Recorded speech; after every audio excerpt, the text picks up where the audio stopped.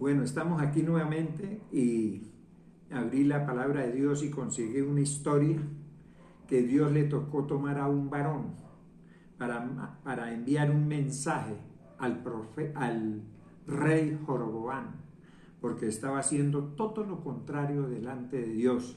Y vamos a leerla para que tengan más entendimiento de lo que es lo que dice la palabra de Dios. Dice en el capítulo 13 de Primera de Reyes, dice así: He aquí un varón de Dios, por palabra de Jehová, vino a Judá, a Betel, y estando Joroboam el rey al altar para quemar incienso, él clamó contra el altar que el rey estaba, por palabra del Señor, y dijo: altar, altar. Así que el Señor, he aquí que a la casa de David nacerá un hijo llamado Josías, el cual sacrificará sobre ti a los sacerdotes de los lugares altos que queman sobre ti incienso, y sobre ti quemarán huesos de hombre. Y aquel mismo día dio una señal este varón de Dios, diciendo: esta es la señal de que el Señor ha hablado, y he aquí que el altar se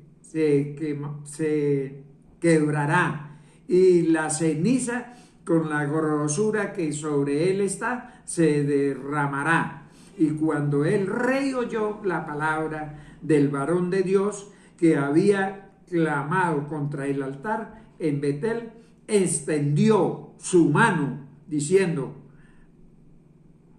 al altar: Jeroboam, hijo de Pedetiel. Mas la mano que le había extendido contra él se le secó y no la pudo enderezar. Ahí vemos la profecía que Dios hizo hasta el capítulo 4.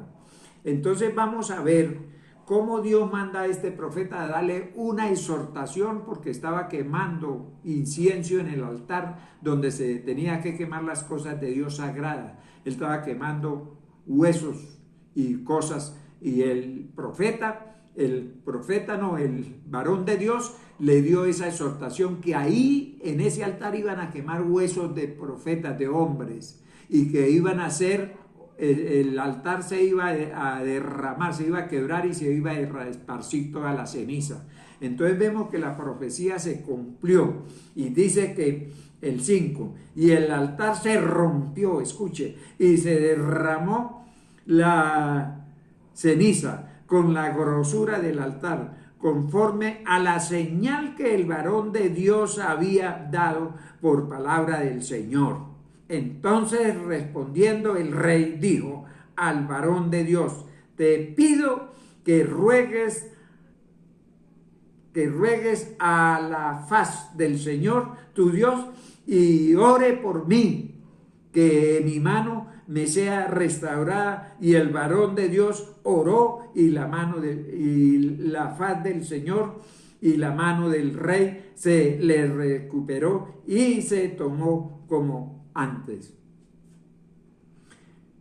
Después de que el rey lo señaló que lo prendieran, porque aquí dice la faz, es que lo prendieran, porque había profetizado con el altar y la mano le quedó completamente en una sola posición. Le tocó pedirle al varón de Dios que orara por él para que la mano se restaurara.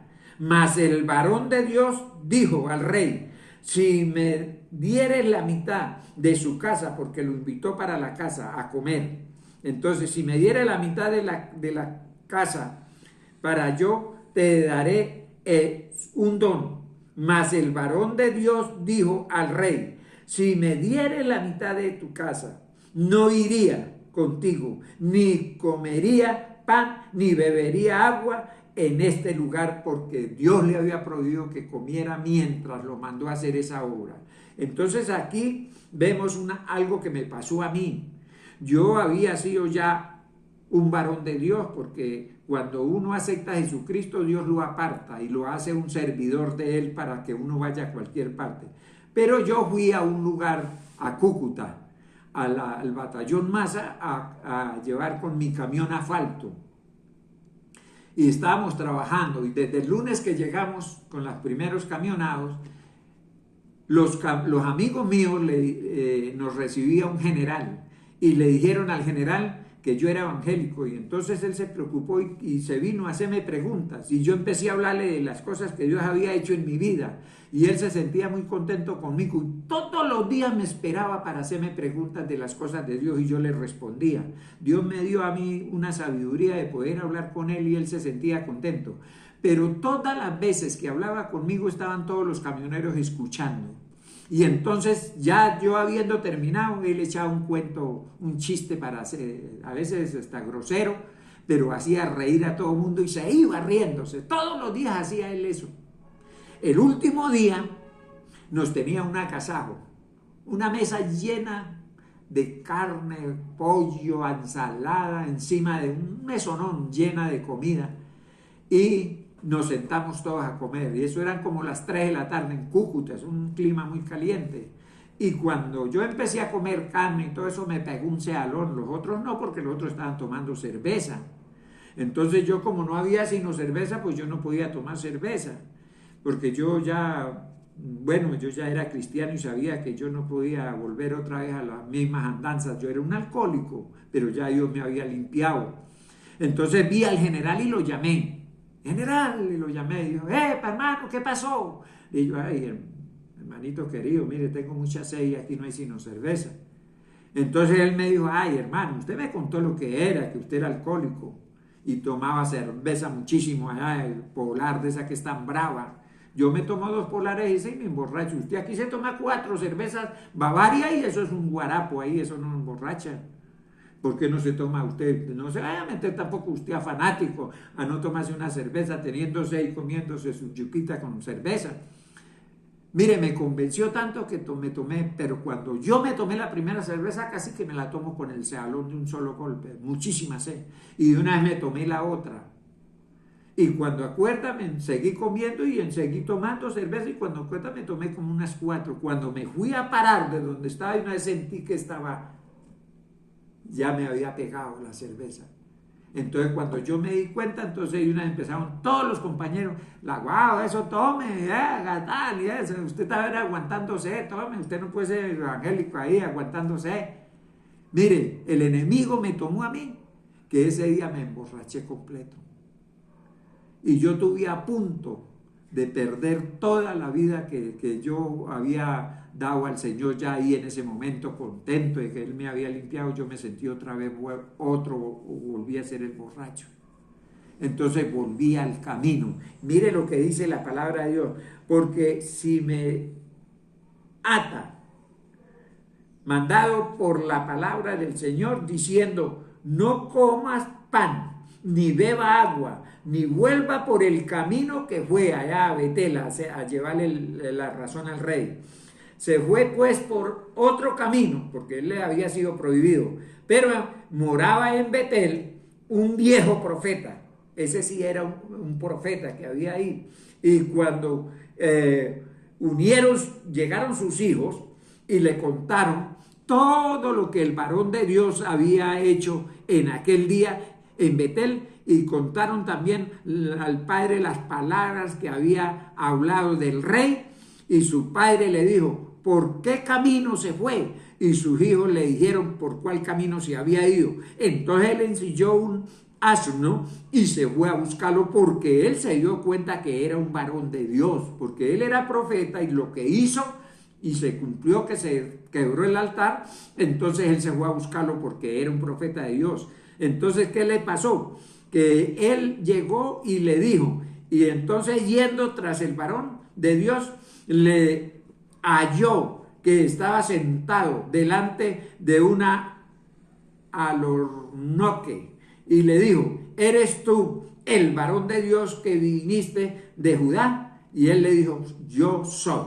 Y entonces él le dijo que también él era profeta, que regresara para la casa de él. Entonces Dios le había prohibido que no podía regresar por el mismo camino, pero como le dijo que era profeta de Dios, y que Dios con mentiras le dijo que Dios le había dicho que lo llevara a la casa y que le diera de comer y le diera de beber. Las tres cosas, no podía regresar por el camino, ni comer ni beber, y este profeta lo convenció y lo regresó. Y entonces yendo en el regreso, después de que comió y todo eso, una fiera lo mató, lo mató, y él estaba ahí y no se lo comió, sino solamente lo mató. Y en el asna que él iba, ahí estaba el asna y estaba el león al lado. Cuando él llegó y lo vio, lo recogió y lo llevó a la casa y lo sepultó en el lugar santo de Dios. Entonces aquí vemos que Dios le tocó castigar a este varón de Dios por la desobediencia de haber desobedecido, de no comer, de no beber y no regresar por el camino. A mí me pasó lo mismo.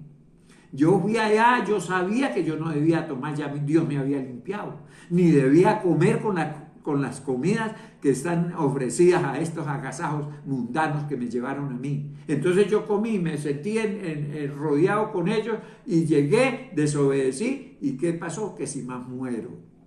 Pero ya cuando el profeta cuando Dios le dio esto al varón de Dios, no había muerto Cristo, no había venido. Eso fue el Antiguo Testamento. Lo que me pasó a mí fue ya con Cristo. Dios me salvó, fue en la cruz del Calvario. Entonces yo tuve el abogado para ir a Él y Él me volvió a levantar. Y tengo 47 y 48 años en el Evangelio sin volver a tomar, sin volver a fumar, sin comer, sin nada. Y me curó tanto que ahora no puedo yo tomar cerveza, no porque sea fanático, sino que no la puedo tomar.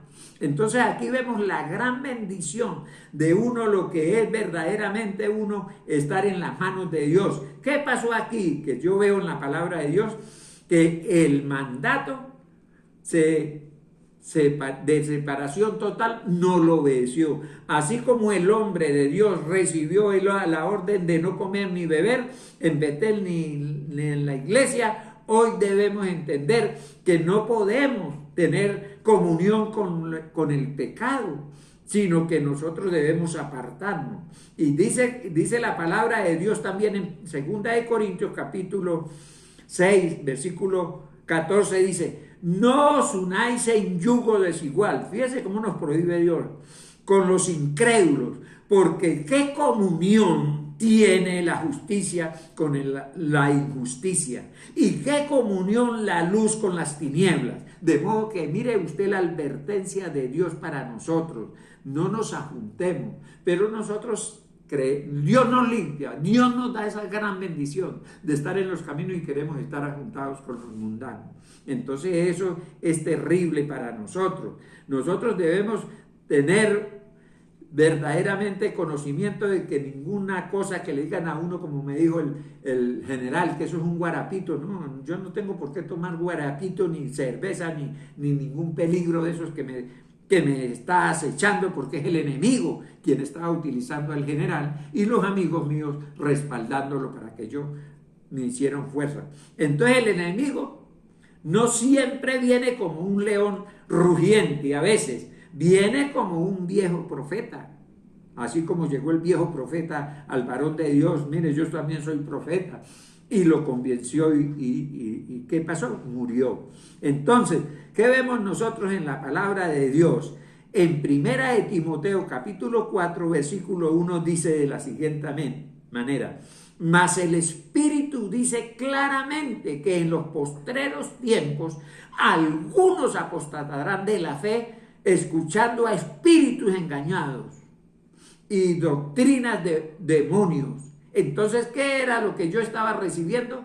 Un engaño de parte de mis amigos y del general. Entonces, la advertencia entre volver atrás, Dios no la tiene ahí. Dice: usted vivió con sus amigos camioneros. Me estaba diciendo a mí, si yo estoy con mis amigos camioneros y viejo, y llegó la destrucción a mi vida. Me quería matar como mató al varón de Dios, volver por los mismos caminos para seguir. Esa noche me emborraché. Fíjese cómo me hicieron llegar nuevamente al mismo camino antiguo. Estaba protegido de caer en los mismos vicios que anteriormente. Entonces, ¿qué nos aconseja la palabra de Dios en Lucas 9:62? Dice, y Jesús le dijo, ninguno que poniendo sus manos en el arado mira hacia atrás otra vez para volver por el mismo camino, es apto para el reino de Dios, y siga adelante, no mire hacia atrás. Mira cómo nos da la palabra de Dios consejos a nosotros, pero nosotros los desaprovechamos.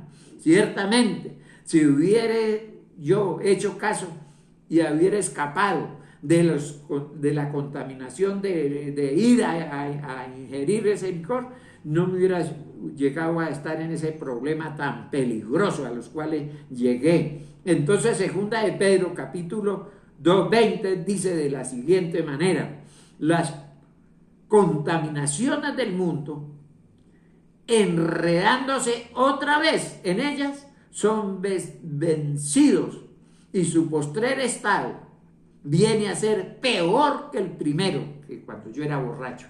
Pero gracias a Dios que en este tiempo, cuando me pasó a mí, yo tenía a Cristo y volví rápidamente a Cristo, le pedí perdón y le pedí que me perdonara, y Dios me levantó y tengo 47 años sin tomar. Gracias a Dios por eso. Entonces, los 82 años que tengo de vida, yo afirmo que Cristo, quien nos sostiene, no es nuestra fuerza, es lo que Él ya hizo, porque Él ya dijo en la cruz del Calvario, consumado es. Dice en la palabra de Dios en Filipenses 2:6, dice, cuando Jesús hubo tomado el vino allá en la cruz, dijo, consumado es, y habiendo inclinado la cabeza, entregó el Espíritu, dice Juan 19:30, y dice también en el Filipenses que le estaba diciendo, dice, y estando persuadido de esto, que el que comenzó en nosotros la buena obra, la perfeccionará hasta el día de Jesucristo, cuando venga a levantar los muertos y todos entregaremos cuentas a Él. De modo que nosotros tenemos que tener ese pleno conocimiento. Dice en el Salmo 92:14, dice, aún en la vejez fructificarán y estarán vigorosos y verdes, para anunciar que Jehová mi fortaleza es recto para mí. Fíjese usted cómo me da en la vejez 82 años, y dice la palabra de Dios que aún en la vejez fructificaremos y estaremos vigorosos y verdes, para anunciar que Jehová es mi fortaleza y es mi redentor. Esa es la confianza que nosotros debemos tener en el Señor. Y esto se lo digo a la iglesia, debemos fortalecerlo. Como conclusión voy a leerles algo que también había preparado. Dice, hermano, yo cargué asfalto, viví la depravación y vi mis compañeros morir, porque los que yo voy a nombrarles aquí, que fueron mis amigos camioneros, hoy a los 82 años, les digo, no regresen por el mismo camino. El Señor me limpió del alcohol, llenó mis vicios, y se apartó el enemigo de mí. Si el mundo les ofrece un guarapo como me lo ofreció el general, recuerden que nuestra sed solo la sacia Cristo. Manténgase firme, porque la obra fue una consumación de Dios en la cruz. Bendito sea el nombre de Dios. Que Dios me les bendiga. Gracias para que ustedes escuchen este mensaje y ojalá lo pongan en práctica para ustedes. Dios me les bendiga.